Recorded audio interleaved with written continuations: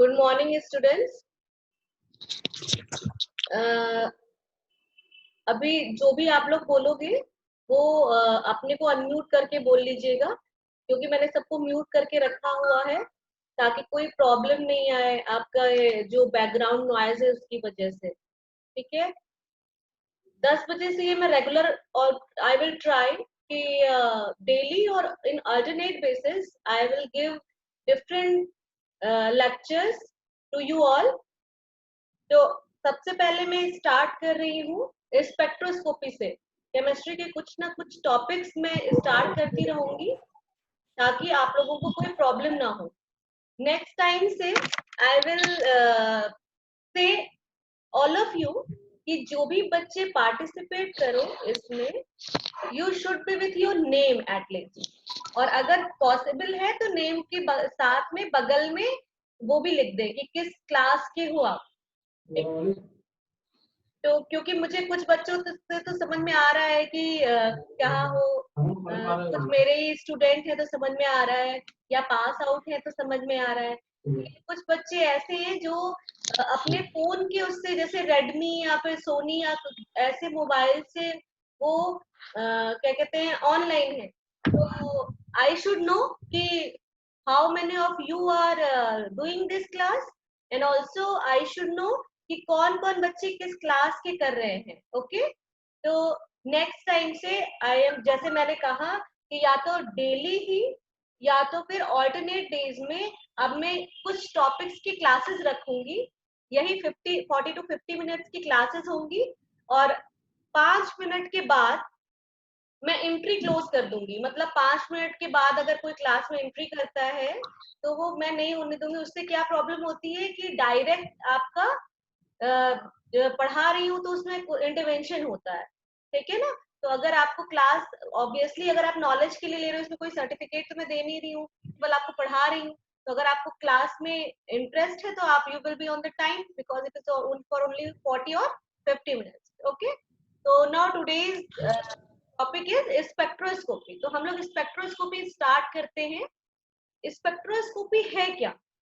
Actually जितने भी specifically molecules हैं, atom molecules are the basis of chemistry. जैसे आप बोलते हो कि building blocks are the basis of a building, वैसे ही जो हम लोग ऑर्गेनिज्म हैं उनके जो बिल्डिंग ब्लॉक है वो क्या है? सेल्स है। वैसे ही जितने भी हमारे केमिस्ट्री है बोले, या तो इनफैक्ट हम लोग की भी ऑर्गेनाइजेशन जहां से स्टार्ट होता है, जो लिविंग बेसिस स्टार्ट होती है वो सेल है। लेकिन सेल के नीचे भी cell, what is the made of cell? Cell किससे बना है? चीजें किससे बनी है? जितनी भी चीजें हैं लाइफ में, वो सारी की सारी चीजें इस यूनिवर्स पे जितनी भी चीजें हैं वो सारी किससे बनी हुई है? एटम और मॉलिक्यूल से बनी हुई, चाहे वो नॉन लिविंग हो चाहे वो लिविंग हो। तो इसको की वो जो मॉलिक्यूल है, जो स्ट्रक्चर है, mainly I will focus on the organic spectroscopy, but still I will try कि आपको बेसिक जो है स्पेक्ट्रोस्कोपी का वो सारी चीजें मिलती जाए। जो ऑर्गेनिक स्पेक्ट्रोस्कोपी है वो मॉलिक्यूल एग्जिस्ट करते हैं। आप जानते हो मॉलिक्यूल एग्जिस्ट करते हैं। अब ये कैसे एग्जिस्ट करते हैं और इनको हम कैसे स्ट्रक्चर इनका इलस्ट्रेट कर सकते हैं, कैसे पहचान सकते हैं कि वो मॉलिक्यूल का स्ट्रक्चर क्या है, इसके लिए हम लोग को एक टेक्निक है जिसको कहा जाता है स्पेक्ट्रोस्कोपी। जो स्पेक्ट्रोस्कोपी है बेसिकली ये क्या है? ये इंटरेक्शन है डिफरेंट फ्रिक्वेंसी की लाइट का टू द मैटर।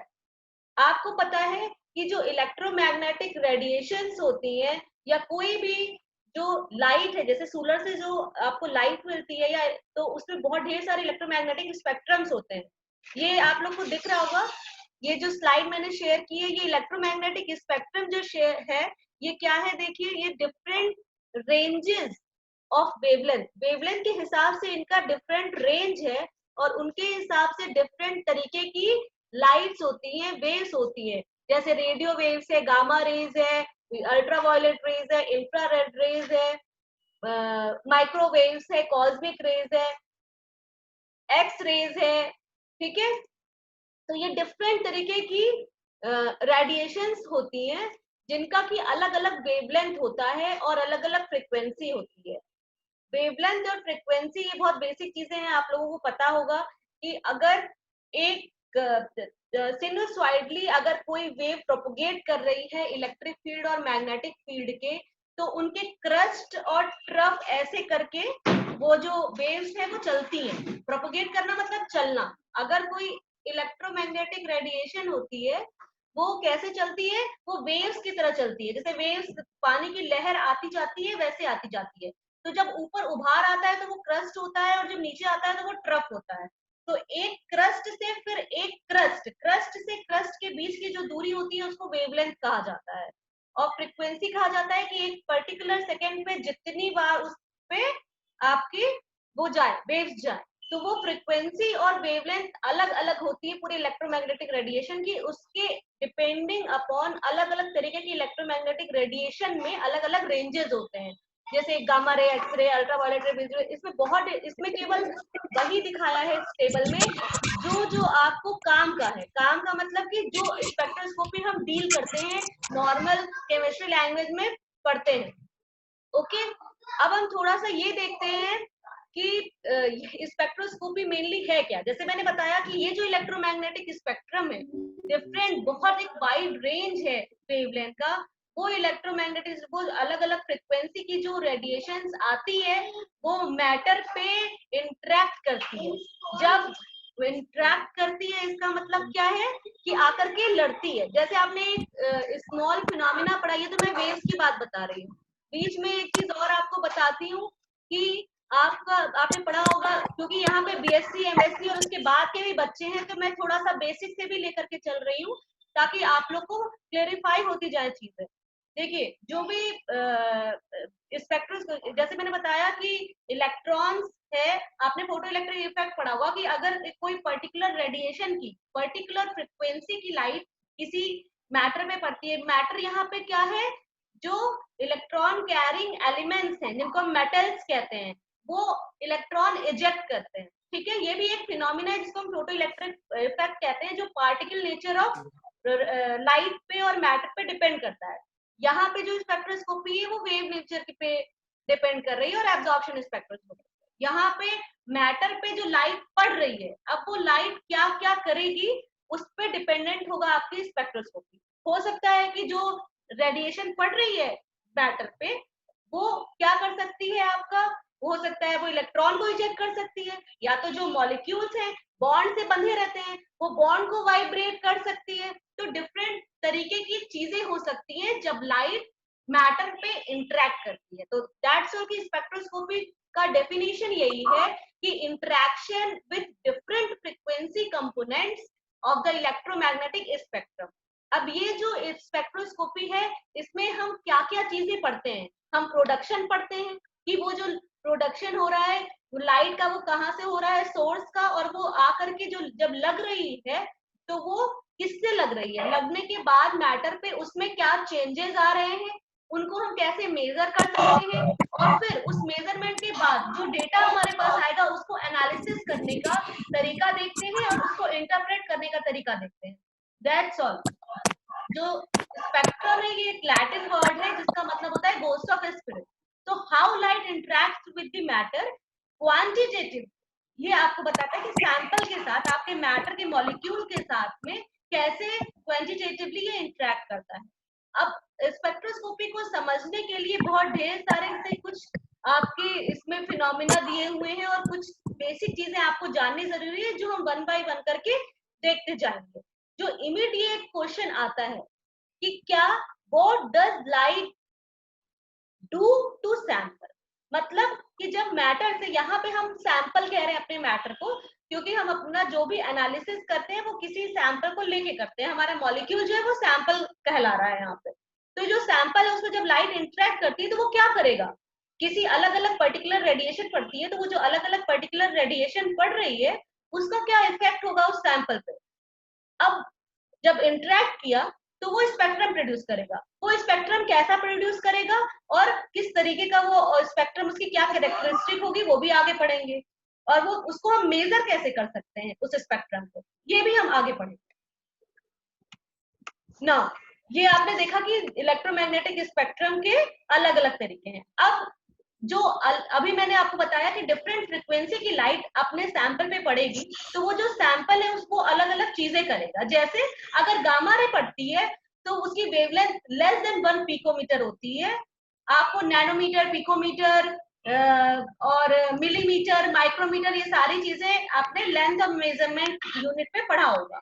तो ये जो इस रेंज में लेस देन 1 पिकोमीटर में जो लाइट आती है वो क्या करती है, वो न्यूक्लियर चेंजेस करती है। न्यूक्लियस के अंदर जो भी चीजें, न्यूक्लियॉन्स हैं, न्यूक्लियाइड्स हैं, उसमें चेंज करती है। उसके बाद जब एक्सरे पड़ता है वो 1 नैनोमीटर से 1 पिकोमीटर होती है इसकी वेवलेंथ। ये क्या करता है, ये इनर इलेक्ट्रॉन्स, बाहर के नहीं, इनर इलेक्ट्रॉन्स को ट्रांजिट करता है। ये टाइप ऑफ ट्रांजिशन है सबसे लास्ट में टेबल में, जो बता रहा है कि क्या चीज आपकी ट्रांजिट करेगी, लोअर लेवल से हायर लेवल पे जाएगी। एक एक करके आपके जो लेवल्स हैं वो बढ़ते जाएंगे। तो जो एक्सरे है वो इनर इलेक्ट्रॉन्स पे जाएगी। अल्ट्रावायलेट रेज क्या कराती है, जो आउटर इलेक्ट्रॉन होते हैं इनका ट्रांजिशन कराती है। जो नियर इंफ्रारेड रेज होती है ये क्या कराती है, ये आउटर इलेक्ट्रॉन के मॉलिक्यूलर वाइब्रेशंस कराती है। जैसे आउटर इलेक्ट्रॉन के मॉलिक्यूलर वाइब्रेशन का मतलब यहाँ पे ये है, क्योंकि आपको पता है कि कोई भी बॉन्ड बनने में दो तरीके के बॉन्ड हो सकते हैं, कोवेलेंट बॉन्ड हो सकता है या फिर आयनिक बॉन्ड हो सकता है। तो ये जो कोवेलेंट और आयनिक बॉन्ड है ये क्योंकि आउटर मोस्ट इलेक्ट्रॉन्स को शेयर करके या फिर ट्रांसफर होकर के बने हैं। दैट मीन्स कि ये जो नियर इंफ्रारेड स्पेक्ट्रोस्कोपी है ये वाइब्रेट कराती है बॉन्ड को। ठीक है, तो इसको हम आगे देखेंगे। इंफ्रारेड जो होता है ये मॉलिक्यूलर वाइब्रेशंस कराता है। माइक्रोवेव जो होते हैं ये मॉलिक्यूलर रोटेशंस और इलेक्ट्रॉन स्पिन फ्लिप्स कराता है। मॉलिक्यूलर रोटेशंस मतलब कि मॉलिक्यूल्स रोटेट करते हैं। ठीक है, आप लोग अभी देखेंगे कि इलेक्ट्रॉनिक ट्रांजिशन के बीच में बहुत से रोटेशनल लेवल और वाइब्रेशनल लेवल भी होते हैं। जैसे हम हमेशा से पढ़ के छोटे क्लास में भी पढ़े हैं कि अलग अलग लेवल्स होते हैं इलेक्ट्रॉन जिसमें रहता है, और वो अलग अलग लेवल्स जो है वो उसमें इलेक्ट्रॉन एक से लेवल से दूसरे लेवल पे ट्रांजिट करते हैं। तो ये ट्रांजिशन यही बता रहा है। इसके बारे में और इलेबोरेट करेंगे हम नेक्स्ट क्लास में और नेक्स्ट स्लाइड्स में। रेडियो वेव्स क्या होता है, ये 1 मिलीमीटर से भी कम होता है। देखिए ये जितने भी आपके रेंजेस दिए हुए हैं 1 पिकोमीटर से 1 मिलीमीटर तक, अगर आपको याद हो तो 1 पिकोमीटर 10⁻12 और 1 मिलीमीटर मतलब 10⁻3 मीटर होता है। इसका मतलब कि ये जो रेंज है आप देखिए कि कितना ज्यादा है, ब्रॉड है। ये भी अभी अभी इससे भी बड़ी बड़ी वेवलेंथ होती है आपकी। ओके, इसके बाद ये क्या करती है आपकी, ये न्यूक्लियर स्पिन्स कराती है। ठीक है, अब इसके बाद क्या करते हैं हम लोग, नेक्स्ट देखते हैं ये interaction of electromagnetic radiation with matter. ये जो इंटरेक्शन है इलेक्ट्रोमैग्नेटिक रेडिएशन का मैटर के साथ में, ये क्या है, इंसिडेंट लाइट दिखा रहा है, बीम की पड़ रही है, जो आपका एब्जॉर्प्शन है कर रहा है, ये आपका सैंपल है, मैटर आपको सैंपल कह रहा है, ये एब्जॉर्ब किया इंसिडेंट लाइट को। फिर ये क्या कर सकता है, ये फोटोल्यूमिनेसेंस कर सकता है, ट्रांसमिशन कर सकता है या फिर स्कैटरिंग कर सकता है। फोटोल्यूमिनेसेंस कर सकता है इसका मतलब क्या है, आप अभी जो बच्चे थोड़े से ज्यादा बड़े क्लास के होंगे, मतलब एकदम बीएससी स्टार्टिंग के होंगे, उनको नहीं पढ़ाया गया होगा, लेकिन हो सकता है थोड़ा बहुत वो भी जानते हो। अगर आप और देखेंगे तो इसमें क्या है कि जब लाइट पड़ती है तो जब ट्रांजिशन एक लेवल से दूसरे लेवल में इलेक्ट्रॉन जाता है, तो अगर वो ग्राउंड स्टेट में है तो कहते हैं कि S0 से S1 में जा रहा है, फिर वो S1 से S2 में जा रहा है। कभी कभी क्या होता है कि वो S1 या S2 से एक्साइटेड स्टेट जो होगा, ट्रांजिशन लेवल जो होगी, ट्रिपल स्टेट जिसका लाइफ टाइम बहुत ज्यादा होता है, ग्राउंड स्टेट मतलब S0 लेवल होती है आपकी। ठीक है, ये जैवलेंस की डायग्राम को मैं थोड़ा सा यहाँ पे बता रही हूँ आपको, उसकी बहुत ज्यादा जरूरत नहीं है, लेकिन जो बच्चे पढ़े हैं जैवलेंस की डायग्राम उसको इस चीज से वो कोरिलेट कर सकते हैं, इसलिए। और जो बच्चे छोटे हैं वो भी जान जाएंगे टर्मिनोलॉजी, तो जब बाद में उनके कोर्स में आएगा तो वो उसको रिलेट कर सकते हैं। जैवलेंस की डायग्राम यहाँ पे ये इसलिए मैं बता रही हूँ क्योंकि यहाँ पे फोटोल्यूमिनेसेंस वर्ड है, फोटोल्यूमिनेसेंस जुड़ा हुआ है फॉस्फोरेसेंस से और आपका फ्लोरेसेंस से। फॉस्फोरेसेंस और फ्लोरेसेंस ये दो वर्ड ऐसे हैं जो कहा जाता है जो डिलेड इमिशन करते हैं। ये इमिशन स्पेक्ट्रोस्कोपी में हम लोग पढ़ते हैं। अभी जो स्पेक्ट्रोस्कोपी हम लोग पढ़ रहे हैं वो क्या है, वो आपकी एब्जॉर्प्शन स्पेक्ट्रोस्कोपी है। इसीलिए यहाँ पे आपका दिया हुआ है absorption of light, light absorb की, इंसिडेंट की सैंपल पे, ठीक है। उसके बाद क्या हो सकता है, या तो वो मैटर से रिफ्लेक्ट कर जाएगी, उसमें कुछ भी एब्जॉर्ब नहीं होगा। जो होता है, अगर मैं लीजिए ये रेड दिख रहा है, ये आपको जो स्लाइड है इसमें ऑरेंज कलर, येलो कलर दिख रहा है, व्हाइट कलर दिख रहा है, ये सारे ब्लैक कलर दिख रहा है, ब्लू कलर दिख रहा है। ये कलर क्यों दिखते हैं? क्योंकि जो लाइट पड़ रही होती है उसकी कॉम्प्लीमेंट्री लाइट अल्ट्रावायलेट रीजन में रिफ्लेक्ट करती है। तो जो एब्जॉर्ब हुई उसकी कॉम्प्लीमेंट्री लाइट अगर रिफ्लेक्ट हो रही है तो वो क्या होता है, वही कलर हमको आंखों में दिखता है अगर वो अल्ट्रावायलेट रीजन में पड़ रही, सॉरी विजिबल रीजन में पड़ रही है। तो अब ये विजिबल रीजन की बात है, जो ये रिफ्लेक्शन है जरूरी नहीं है कि विजिबल रीजन में हो, तो हम उसको अलग अलग स्पेक्ट्रोस्कोपिक मेथड से डिटेक्ट भी करते हैं। तीन तरीका है, एब्जॉर्ब होने के बाद भी अगर लाइट आगे जाती है तो वो ट्रांसमिट हो सकती है, या फिर स्कैटर्ड हो सकती है। स्कैटर इन वर्ड से ही आपको समझ में आ रहा होगा। और जैसे मैंने बताया कि फोटोल्यूमिनेसेंस हो सकता है, जिसमें फॉस्फोरेसेंस और फ्लोरेसेंस आता है, और भी बहुत तरीके के फिनोमिना है।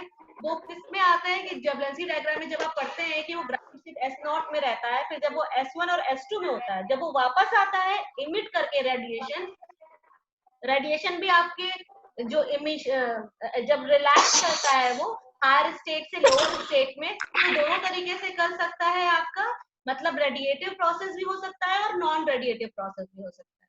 तो अगर वो रेडिएटिव प्रोसेस से वो अपनी एनर्जी डाउन कर रहा है, दैट मीन्स कि अगर वो S2 से S1 से S0 में आ रहा है तो ये नॉर्मल ट्रांजिशन। लेकिन अगर वो यहाँ सिंगलेट से ट्रिपलेट में जाकर के इंटर सिस्टम क्रॉसिंग के थ्रू T1 से इधर आए तो अब आपका ये फॉस्फोरेसेंस हो गया, और अगर वो डायरेक्ट आ रहा है तो वो फ्लोरेसेंस हो गया। तो इमिशन स्पेक्ट्रोस्कोपी में हम लोग ये फोटोल्यूमिनेसेंस पढ़ते हैं। तो एब्जॉर्प्शन हो रहा है लाइट का, मतलब लाइट किसी भी सैंपल ने या मैटर ने लाइट को एब्जॉर्ब किया। लाइट को एब्जॉर्ब किया मतलब किसने लाइट को एब्जॉर्ब किया?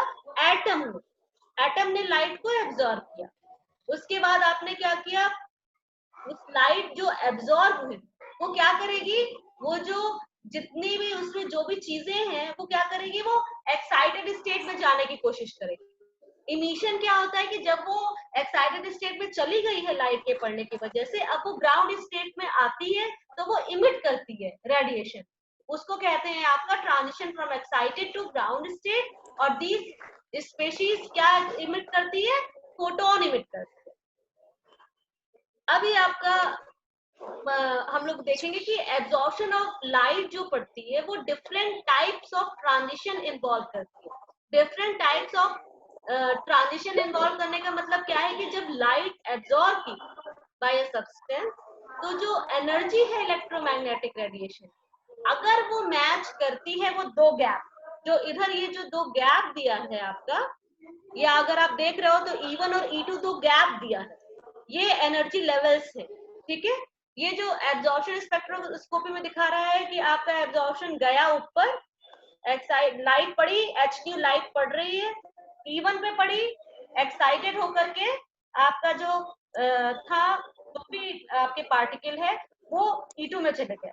और जो E2 है, अगर HQ मतलब रेडिएटिव इमिशन हो रहा है तो वो E2 से E1 में आ रहा है, तो ये this is called as the emission spectroscopy. अब ये जो लाइट एब्जॉर्ब हुई सब्सटेंस के द्वारा, और जो इसकी एनर्जी इलेक्ट्रोमैग्नेटिक रेडिएशन की जो आपको HDU दिख रहा था, वो मैच करती है अगर एनर्जी गैप जो है उसके बीच में उससे, तो क्या होता है? ट्रांजिशन। मतलब किसी भी वेवलेंथ की लाइट या किसी भी फ्रीक्वेंसी की लाइट अगर मैटर पे पड़ेगी तो एक्साइटेशन नहीं होगा, ट्रांजिशन नहीं होगा। मस्ट क्या है कि जो दो स्टेट की एनर्जी, ग्राउंड स्टेट और एक्साइटेड स्टेट की एनर्जी है, वो एनर्जी गैप की जो एनर्जी है वो मैच करनी चाहिए उस इलेक्ट्रोमैग्नेटिक रेडिएशन की एनर्जी के जो आपकी आ रही है, या तो उसके बराबर हो या तो उससे ज्यादा। तो डिपेंडिंग अपॉन कि आपकी जो वेवलेंथ ऑफ लाइट है वो different types of transition occur करती है। मतलब अगर आप यूवी विजिबल लाइट में हो रहा है तो इलेक्ट्रॉनिक स्पेक्ट्रोस्कोपी हो सकती है, मतलब वो इलेक्ट्रॉन को एक्साइट करेगी, जिसको हम यूवी विजिबल स्पेक्ट्रोस्कोपी में पढ़ते हैं। मतलब UV ultraviolet visible electromagnetic radiation क्या कॉज करते हैं? इलेक्ट्रॉनिक ट्रांजिशन कॉज करते हैं। इसके बाद जो आपका इंफ्रारेड रेडिएशंस होते हैं वो क्या कॉज करते हैं, वो आपका IR स्पेक्ट्रोस्कोपी और वाइब्रेशनल मतलब रोटेशन वाइब्रेशन जो होता है मॉलिक्यूल्स एटम्स के बीच में, उसको आप कैप्चर करते हैं। जैसे मैंने बताया कि जो इलेक्ट्रॉन आउटर शेल्स के हैं, जिनको कि हम बॉन्ड जिससे फॉर्म हो रहा है, इसीलिए जो IR है वो आपका वाइब्रेशनल स्पेक्ट्रोस्कोपी बताता है। अब माइक्रोवेव जो है वो रोटेशनल स्पेक्ट्रोस्कोपी बताता है। साथ में एक आपका नई यहाँ पे मिस हो गया है पॉइंट, NMR का। NMR के लिए आपका क्या है, अगर न्यूक्लियर मैग्नेटिक रेजोनेंस जिसको कहा जाता है, अगर उसमें न्यूक्लियस में स्पिन, अगर न्यूक्लियस में स्पिन है तो वो स्पेक्ट्रोस्कोपी शो करेगा, that is called as a nuclear magnetic resonance. Magnet की प्रेजेंस में जो न्यूक्लियस स्पिन रखते हैं वो क्या करते हैं, वो एक पर्टिकुलर फिनोमेना के स्पेक्ट्रोस्कोपी देते हैं जो न्यूक्लियर मैग्नेटिक रेजोनेंस कहलाती है, और वो रेडियो वेव्स के फ्रीक्वेंसी या वेवलेंथ के बीच में फॉल करता है। तो जैसे ये आपने देखा कि यूवी विजिबल लाइट आपके इलेक्ट्रॉनिक स्पेक्ट्रम के लिए रिस्पॉन्सिबल है, इलेक्ट्रॉनिक ट्रांजिशन कराती है। IR में आपके वाइब्रेशनल स्पेक्ट्रोस्कोपी होती है, माइक्रोवेव रोटेशनल कराता है माइक्रोवेव्स जो होते हैं। उसी तरीके से जो रेडियो वेव्स होते हैं वो आपका न्यूक्लियर मैग्नेटिक रेजोनेंस पे के लिए रेस्पॉन्सिबल है। ठीक है, हम एक एक करके एक एक स्पेक्ट्रोस्कोपी पढ़ेंगे।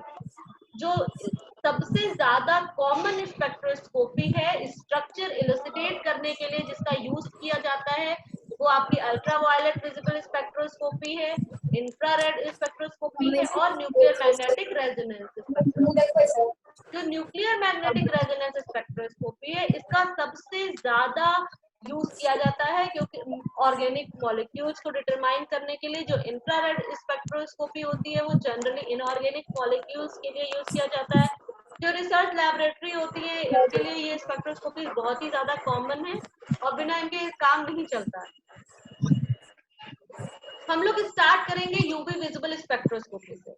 मैं आपको 5 से 7 मिनट और पढ़ाऊंगी, इसके बाद आपके थोड़े से क्वेश्चंस लूंगी और फिर हम नेक्स्ट क्लासेस में इसके आगे देखेंगे। यूवी विजिबल स्पेक्ट्रोस्कोपी क्या होती है कि अगर जैसे मैंने बताया कि इलेक्ट्रोमैग्नेटिक रेडिएशन फॉल कर रही है किसी सैंपल पे तो या इंटरेक्ट कर रही है तो क्या चीजें हो रही है। तो अल्ट्रावायलेट या विजिबल रेडिएशन जब इंटरेक्ट करती है मैटर के साथ में, तो जैसे मैंने पहले पीछे भी बताया कि वो क्या करेगी, इलेक्ट्रॉन को ट्रांजिट कराएगी। इलेक्ट्रॉन का ट्रांजिशन होगा, प्रमोशन होगा ग्राउंड स्टेट से हायर एनर्जी लेवल पर।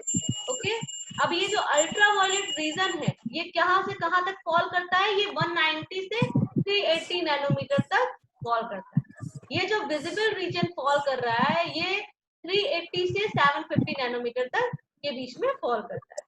नैनोमीटर जनरली आपका वेवलेंथ के लिए यूज किया जाता है, 10⁻⁹ मीटर इसकी वैल्यू होती है।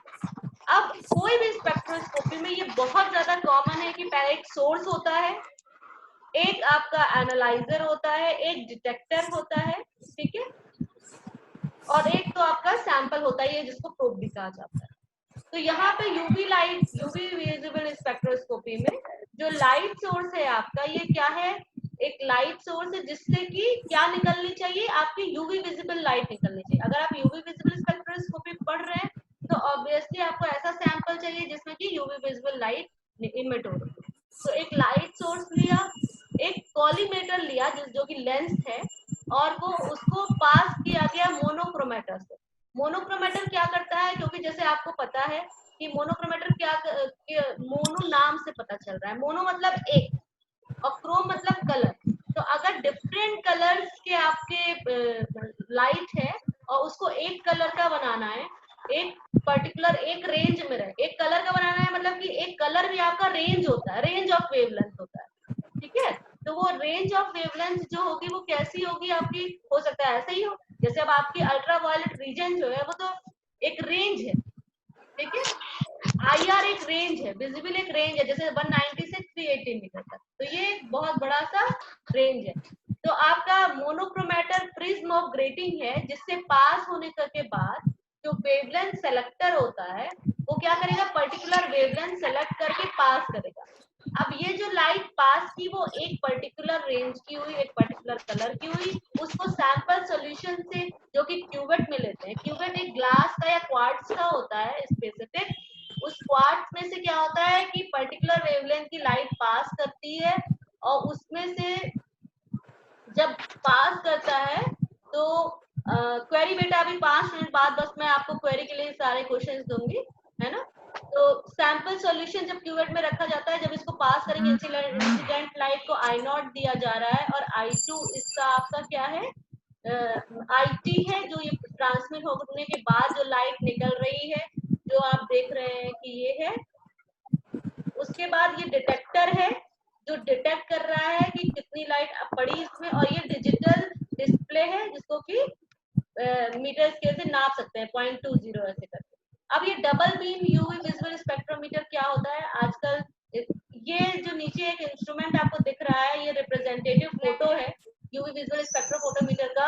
ये हमारे TMBU में भी है। इनफैक्ट TMBU में बहुत जगह पे ये स्पेक्ट्रोफोटोमीटर दिया हुआ है। और जो मैं क्वाड्स की बात बता रही थी, ये आपका यूवी स्पेक्ट्रोफोटोमीटर आपके TNB कॉलेज में भी है।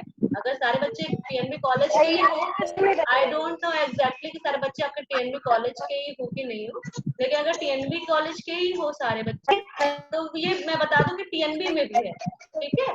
और ये वर्क कर रहा है स्पेसिफिकली, अभी नहीं, ये नहीं मुझे पता, लेकिन ये है। और इसके अंदर जो क्यूवेट रखा जाता है, जैसे मैंने बताया, ये जो दो नीचे ग्लास का दिख रहा है ये क्यूवेट है, इसमें सैंपल डाला जाता है, इसको कहा जाता है क्यूवेट। और ये जो क्यूवेट है ये क्वार्ट्ज का बना है, ठीक है। अब इसमें देखिए, एक तरफ पूरा ग्लास है और एक तरफ ये ट्रांसपेरेंट है। तो जिस तरफ ट्रांसपेरेंट होता है वो सोर्स की तरफ लगाते हैं, क्योंकि जो सोर्स की तरफ से लाइट आती है वो क्यूवेट रहेगा। एक जिस तरफ उसकी ट्रांसपेरेंसी नहीं है उसको लाइट की तरफ नहीं करेंगे, जिस तरफ ट्रांसपेरेंसी है उस तरफ उसको लाइट को आगे करेंगे। अब ये अगर दो क्यूवेट है आपका, इसमें ये क्या करते हैं, देखिए कैसे ये वर्क करता है। ये सोर्स है, सोर्स के बाद मोनोक्रोमेटिक लाइट है जो एक पर्टिकुलर वेवलेंथ की कर दी, जो आप पीछे वाले में देखे थे। इस वाले में आपको ये दिख रहा है कि ये जो वेवलेंथ सेलेक्टर है स्प्लिट केस 2, यही ये काम कर रहा है। ये मोनोक्रोमेटर है, ये एक पर्टिकुलर वेवलेंथ की लाइट को पास किया।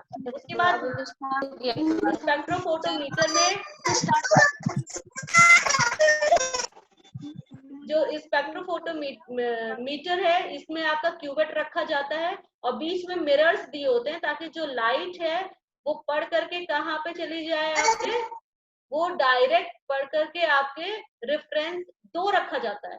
एक तो सैंपल जो रेड कलर का दिख रहा है जिसमें मेजर करना होता है, और दूसरा रेफरेंस रखा होता है जिसमें कि आपका केवल ब्लैंक सॉल्वेंट रखा है। मतलब जो इसमें सैंपल रखा है, ये तो इस ग्लास ट्यूब जो ग्लास का क्यूवेट है इसको देख के तो समझ में आ ही रहा होगा कि इसमें जो सैंपल रखते हैं वो कैसे रखते हैं, किसी भी सॉल्वेंट में डिजोल्व करके रखते हैं। जिस भी सॉल्वेंट में वो डिजोल्व होता है उसमें अपना कंपाउंड डिजोल्व कर देते हैं। लेकिन जो सॉल्वेंट डिजोल्व करेंगे उस सॉल्वेंट का ब्लैंक एक हम ये रेफरेंस में भी रखते हैं।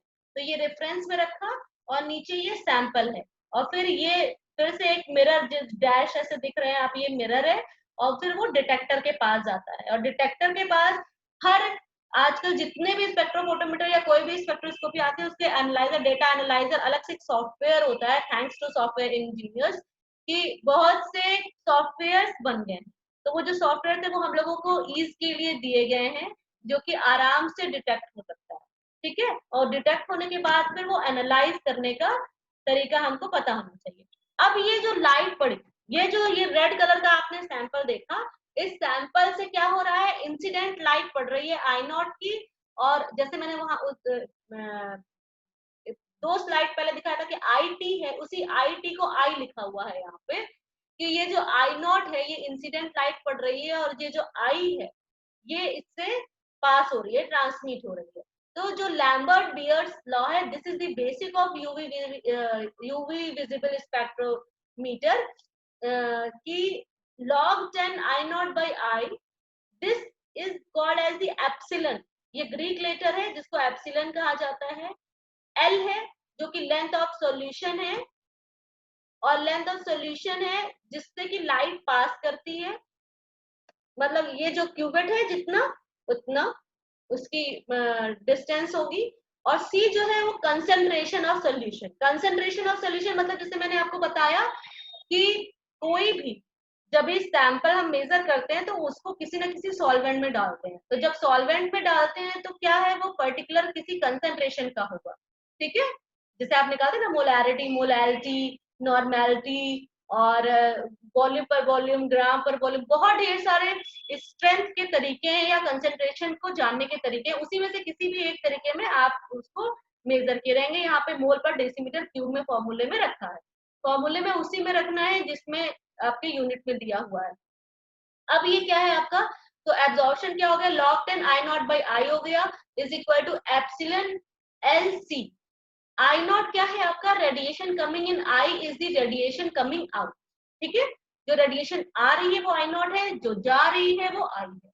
मोलर एब्जॉर्बिविटी क्या होता है, मोलर एब्जॉर्बिविटी मतलब होता है जितना एब्जॉर्बेंस हुआ 1 डेसीमीटर क्यूब सॉल्यूशन का, इफ सेल लेंथ 1 सेंटीमीटर है तो। मतलब इसी फॉर्मूले को एक्सप्लेन कर दिया कि मोलर एब्जॉर्बिविटी क्या है, एब्जॉर्बेंस है 1 मोल पर डेसीमीटर क्यूब सॉल्यूशन का, जो कि अगर सेल लेंथ 1 सेंटीमीटर है तो।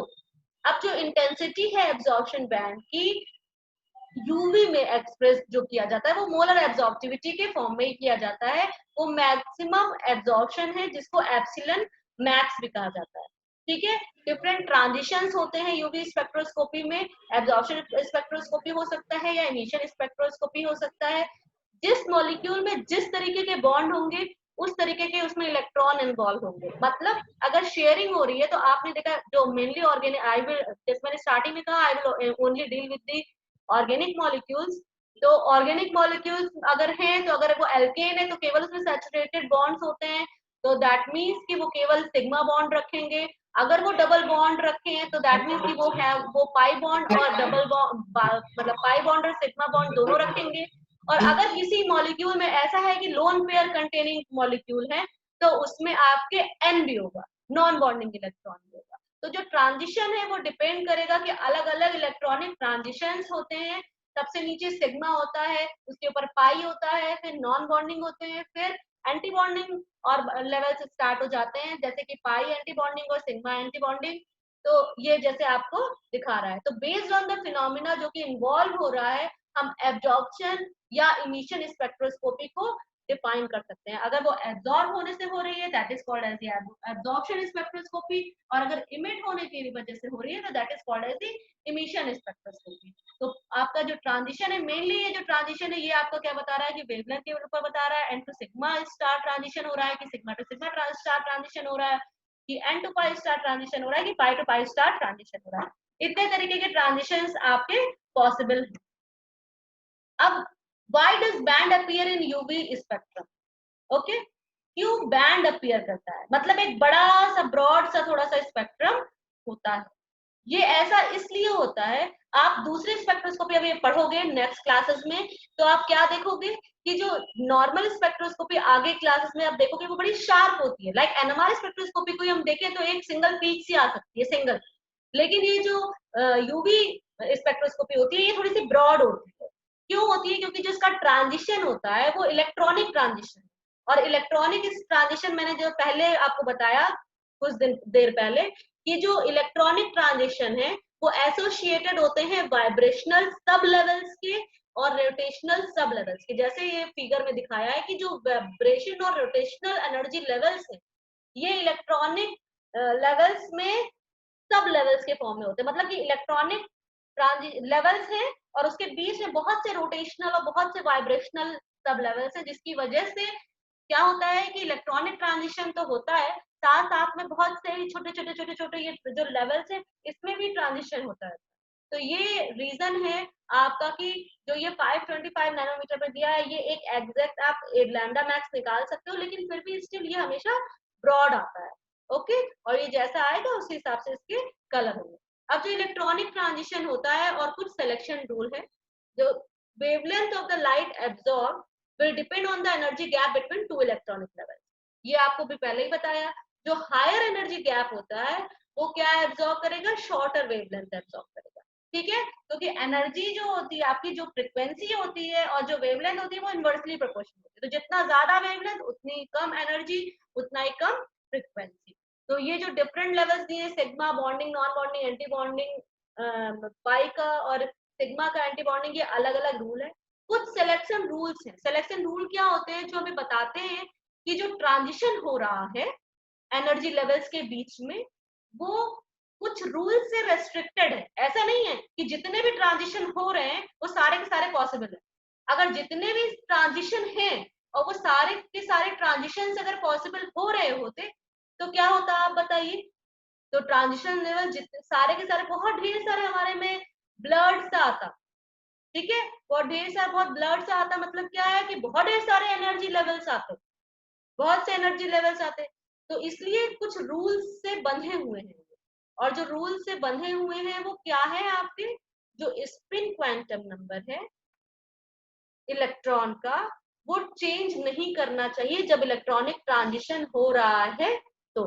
ओके, उसके बाद फिर आपका क्या है, दूसरा क्या है कि जो ट्रांजिशन हो रहा है दो ऑर्बिटल्स के बीच में, जो सिमेट्री अलाउड होना चाहिए। सिमेट्री अलाउड मतलब सेम सिमेट्री का, ठीक है। अच्छा, अभी जो पहले वाले पॉइंट में बात कही गई कि जो स्पिन क्वांटम नंबर है इलेक्ट्रॉन्स के, वो चेंज नहीं करना चाहिए इलेक्ट्रॉनिक ट्रांजिशन के बीच में। इसका मतलब क्या है, अगर इसकी स्पिन ऐसे है तो वो ट्रांजिशन ऐसे ही होना चाहिए, स्पिन क्वांटम नंबर चेंज नहीं होना चाहिए। अगर प्लस है, हाफ है, तो प्लस हाफ ही होना चाहिए, माइनस हाफ है तो माइनस हाफ होना चाहिए। दूसरा है कि ट्रांजिशन जो हो रहा है दो ऑर्बिटल के बीच में, वो सिमेट्री अलाउड होना चाहिए, उनमें सिमेट्री होनी चाहिए, ठीक है। जैसे ऑर्बिटल्स की सिमेट्री आप पढ़ते हो, एक प्लस से दिखाते हैं, एक माइनस से दिखाते हैं, या एक डैश से दिखाते हैं, एक बिना डैश दिखाते हैं, तो वो सिमेट्री को अलाउड होना चाहिए।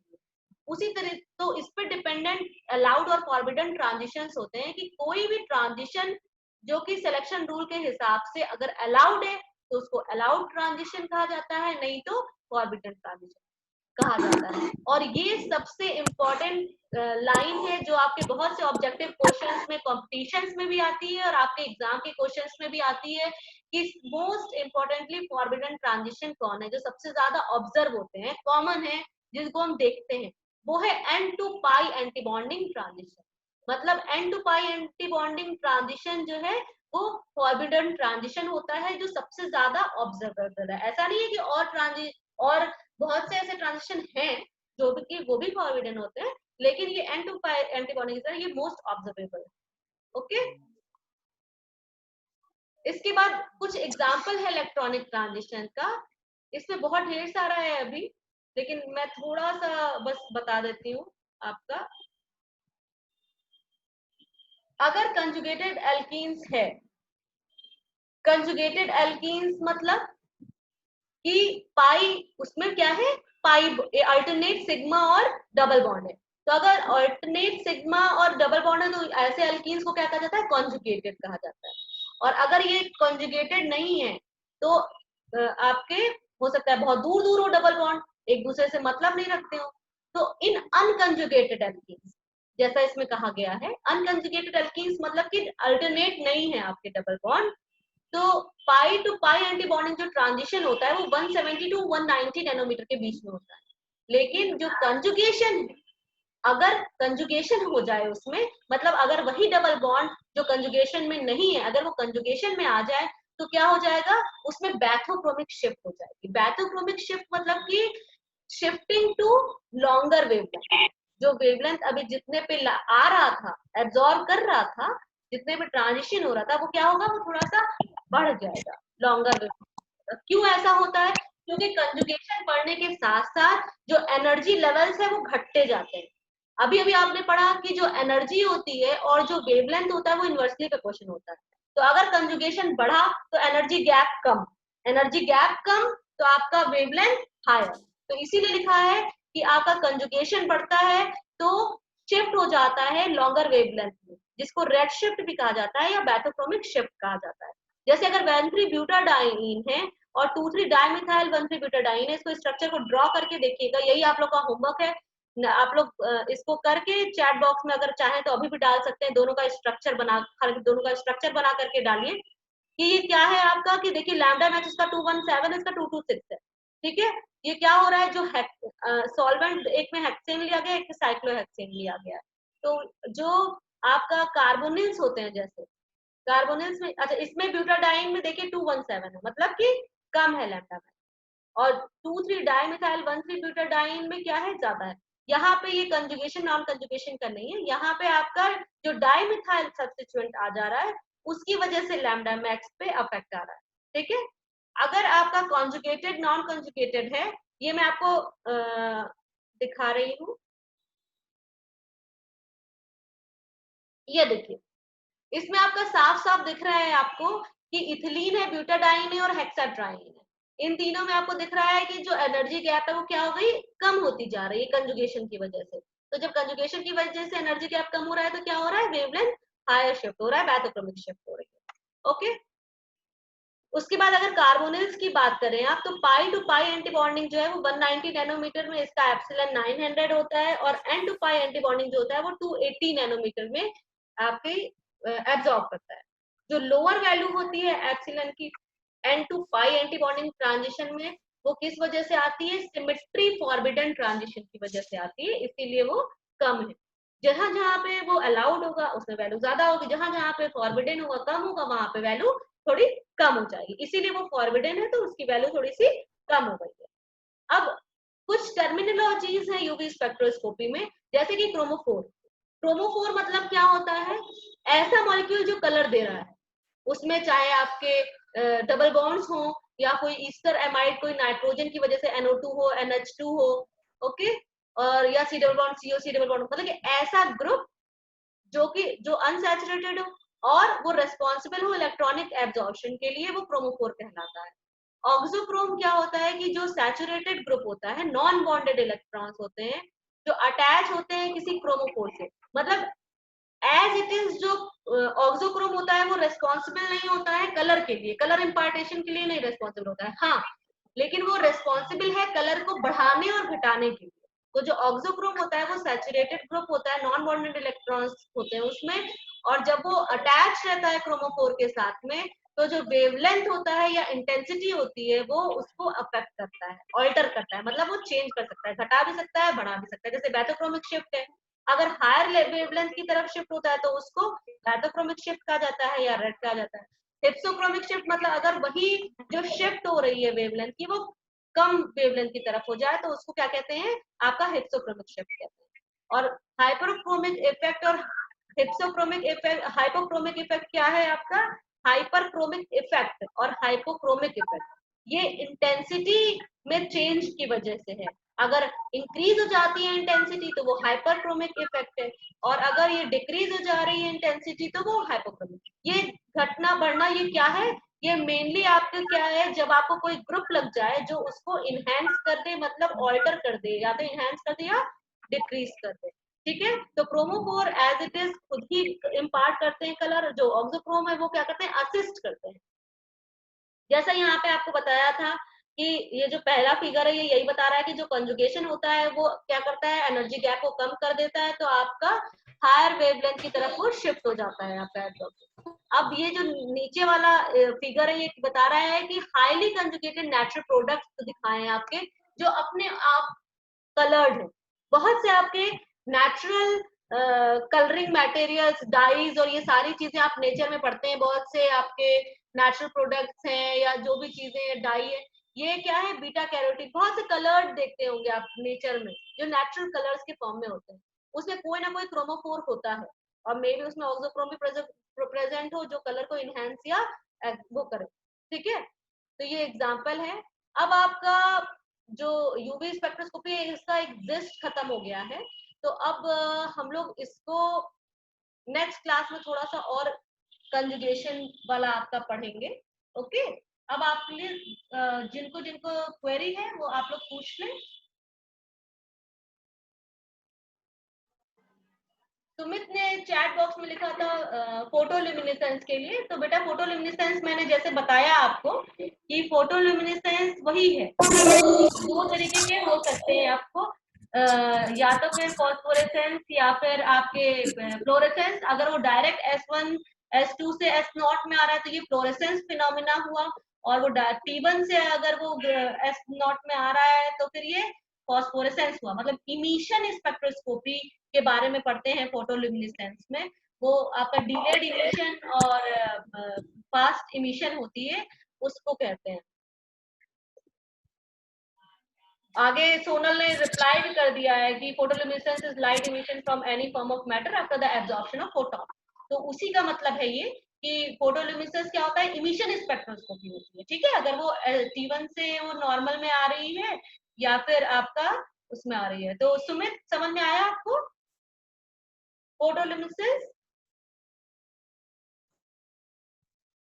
सुमित आप इधर हो? कोई बात नहीं, सुमित नहीं है। और जिनको क्वेरी है पूछ सकते हैं। निकिता आपने रेज किया था हैंड, और किसी को कुछ पूछना है?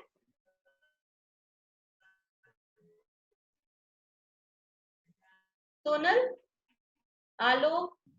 No ma'am, thank you. Okay बेटा, और किसी को कुछ पूछना है बेटा? ठीक है, तो अगर नहीं पूछना है तो आज की क्लास हम लोग आज यहीं पे खत्म करते हैं, ठीक है। कल 10 बजे हम लोग फिर से ये क्लास करेंगे और थोड़ा सा यूवी स्पेक्ट्रोस्कोपी के बारे में पढ़ेंगे। और होपफुली जो भी आप लोग ने क्लास किया है, तो इस क्लास का आप लोग ने स्क्रीनशॉट वगैरह तो पीपीटी का लिया ही होगा।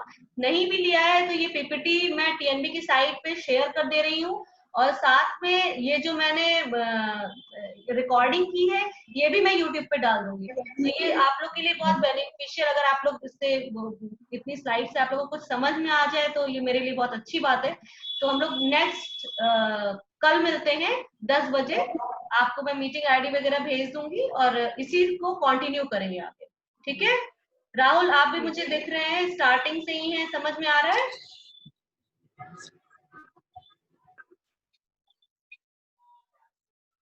बहुत बच्चों का कनेक्शन साफ नहीं है, तो कोई नहीं, ठीक है सोनल, हम लोग कल मिलते हैं फिर 10 बजे। Okay, thank you so much. Thank you ma'am. Okay okay.